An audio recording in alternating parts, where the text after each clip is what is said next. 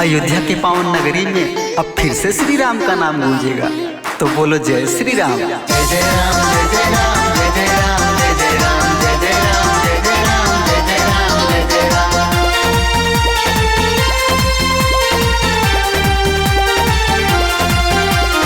गूंज रहा श्री राम का नारा सारे हिंदुस्तान में, गूंज रहा श्री राम का नारा सारे हिंदुस्तान में। सबकी प्रिय प्रभु राम आ रहे, चलो अवधपुर गाँव में। हाँ, सबके प्रिय प्रभु राम आ रहे, चलो अवधपुर गाँव में।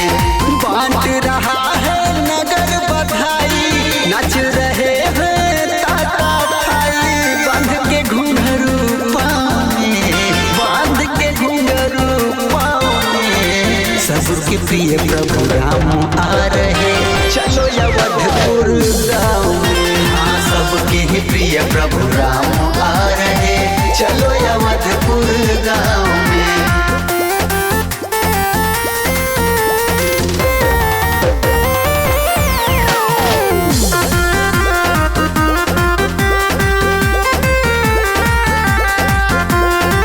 कोमल कोमल पाँव धरेंगे, सबके मन के घाव भरेंगे। कोमल कोमल पाँव धरेंगे, सबके मन के घाव भरेंगे।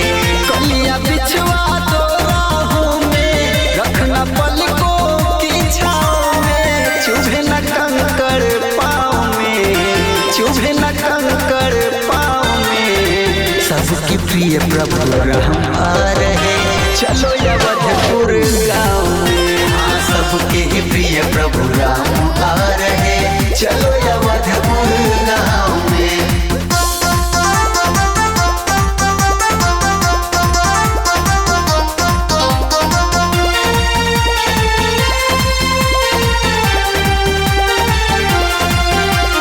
जनक सुता बह देहि लक्ष्मण, साथ पधारे गाँव में। जनक सुता बह देहि लक्ष्मण, साथ पधारे गाँव में। ऐसा अवध सजा दो सारा, ऐसा अवध सजा दो सारा। लग जाओ सब काम में, लग जाओ सब काम में। सबके प्रिय प्रभु राम आ रहे, चलो अवधपुर गाँव में। हाँ, सबके प्रिय प्रभु राम आ रहे, चलो अवधपुर गाँव में।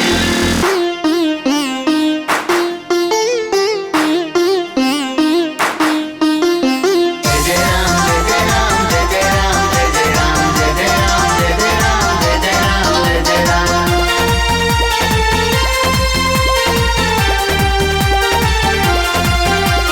ना रहे घर आंगन कोई खाली, झूम उठे हर डाले डाले। ना रहे घर आंगन कोई खाली, झूम उठे हर डाले डाले। सारे नगर में दीप जला दो, तुमको भय से दूर भगा दो।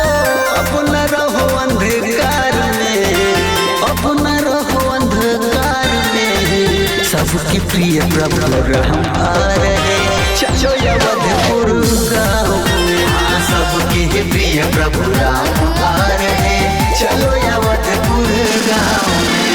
गूंज रहा श्री राम का नारा सारे हिंदुस्तान में, गूंज रहा श्री राम का नारा सारे हिंदुस्तान में। सबके प्रिय प्रभु राम आ रहे, चलो अवधपुर गाँव में। हाँ, सबके प्रिय प्रभु राम आ रहे, चलो अवधपुर गाँव में।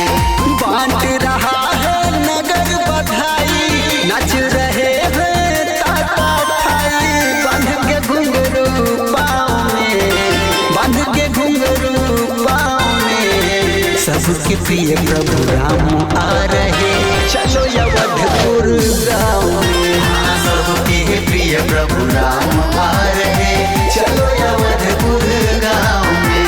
सबके प्रिय प्रभु राम आ रहे, चलो अवधपुर प्रभु राम